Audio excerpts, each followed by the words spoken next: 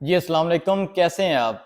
ये वीडियो आसान कारोबार कार्ड के हवाले से है। जिन लोगों ने आसान कारोबार कार्ड के लिए अप्लाई किया है या अगली फेज़ में अप्लाई करना चाह रहे हैं, उनके लिए खुशखबरी है। जैसे ही जुलाई का महीना स्टार्ट हुआ, गवर्नमेंट ने बजट अप्रूव किया तो उसके अंदर इसके लिए 70 अरब अलाट किए गए हैं।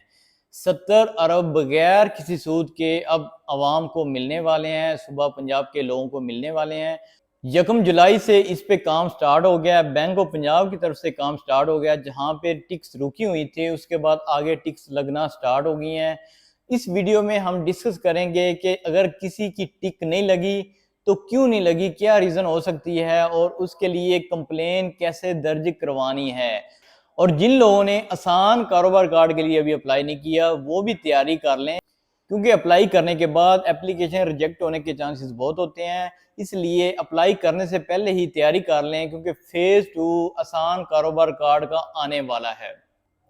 तो जिन लोगों ने आसान कारोबार कार्ड के लिए अप्लाई किया था, उनके लिए सबसे पहले जो टिक लगती थी वो लगती थी नादरा वेरिफिकेशन की, कि नादरा में उसका जो शनाख्ती कार्ड है वो कहीं एक्सपायर तो नहीं है, उसमें कोई इशू तो नहीं है।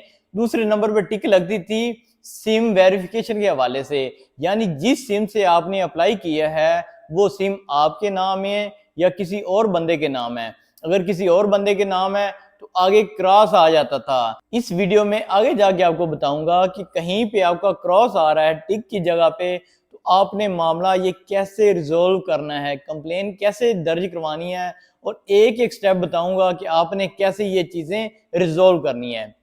दूसरे नंबर पे सिम वेरिफिकेशन होगी। सिम वेरिफिकेशन के बाद जो तीसरे नंबर पे आता है वो आता है एक्साइज।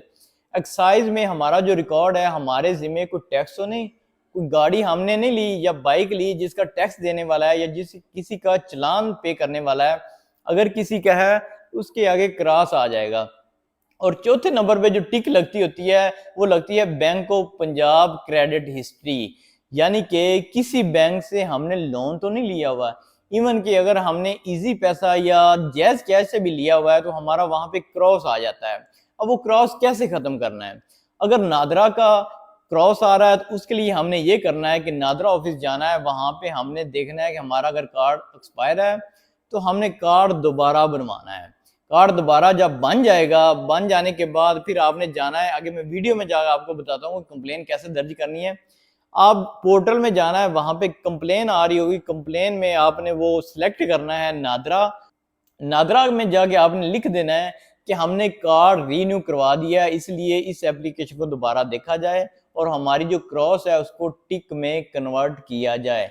इसी तरह अगर ऑप्शन नंबर 2 जो सिम वेरिफिकेशन की है, अगर सिम वेरिफिकेशन पे क्रॉस आ रहा है, उसके लिए आपने क्या करना है, जिस सिम से आपने अप्लाई किया था वो किसी रिलेटिव की है, फैमिली मेंबर किसी की है या किसी दोस्त की है, तो उसका मिन तरला करके वो सिम आपने अपने नाम पे कन्वर्ट करवानी है। जब सिम कन्वर्ट हो जाएगी, आप पे नाम पे हो जाएगी, तो उसी तरह आपने कंप्लेन में जाना है। कंप्लेन में सिम वेरिफिकेशन पे क्लिक करना है, वहां पे कंप्लेन आपने दर्ज करनी है कि आपने लोगों ने क्रॉस लगाया था, हमने जो सिम है वो अपने नाम पे करवा ली है, अब उस क्रॉस को रिमूव किया जाए।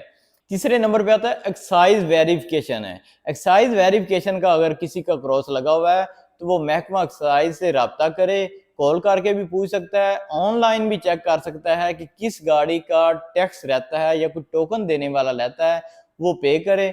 वो पे करने के बाद ये सिस्टम ऑटोमेटिकली क्रॉस जो खत्म नहीं करेगा, आपको वहां पे जाके कंप्लेन लिखनी पड़ेगी। वो मैं जाके वीडियो में आपको बताता हूँ कि आपने कंप्लेन कैसे लिखनी है। मैं किसी एक यूजर की कंप्लेन लिख के आपको दिखाता हूँ, आप भी वैसे लिखिएगा, आपका जो क्रॉस है वो टिक में कन्वर्ट हो जाएगा।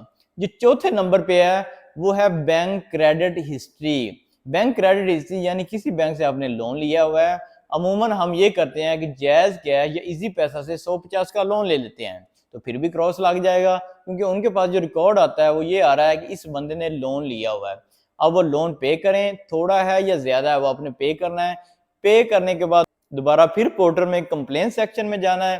कंप्लेन सेक्शन में जाके आपने लिखना है, सिलेक्ट करना है क्रेडिट हिस्ट्री, और नीचे लिख देना है कि हमने ये जो हमारे जिम्मे वाजिब अदा थे वो हमने पे कर दिए हैं।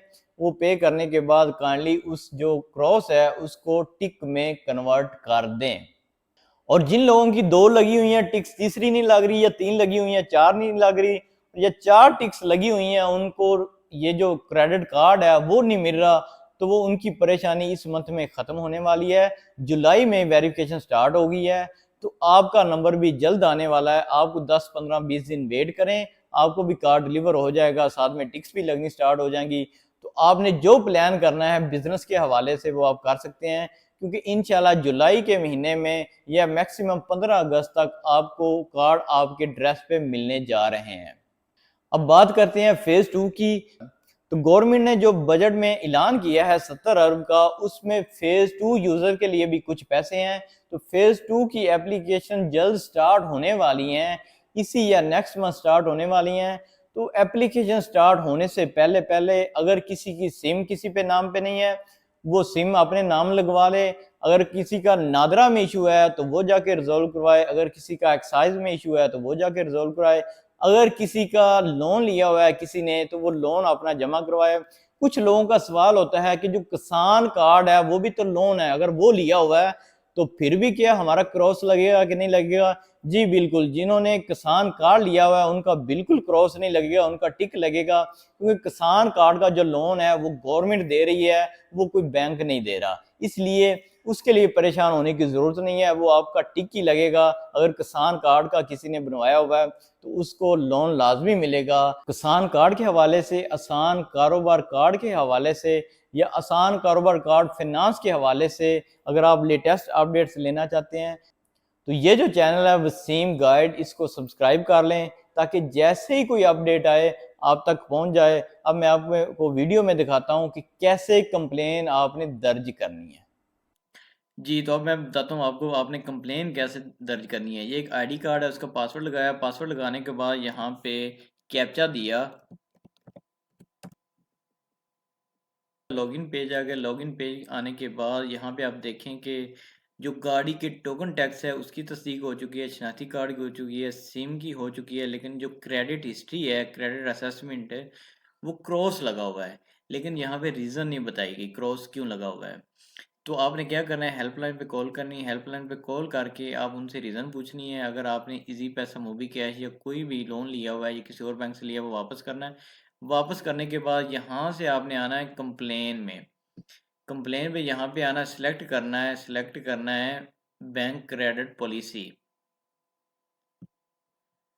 तो यहाँ पे आपने करना ये है कि आपने यहाँ पे लिख देना है जो भी आपकी जहाँ क्रॉस लगा हुआ है उसके रिलेटेड लिख देना है।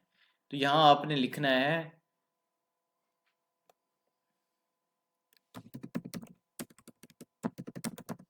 मैंने कोई क्रेडिट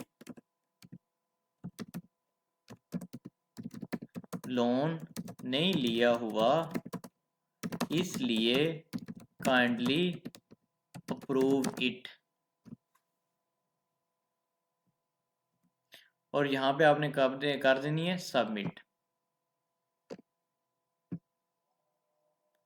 जी, तो ये सबमिट होगी।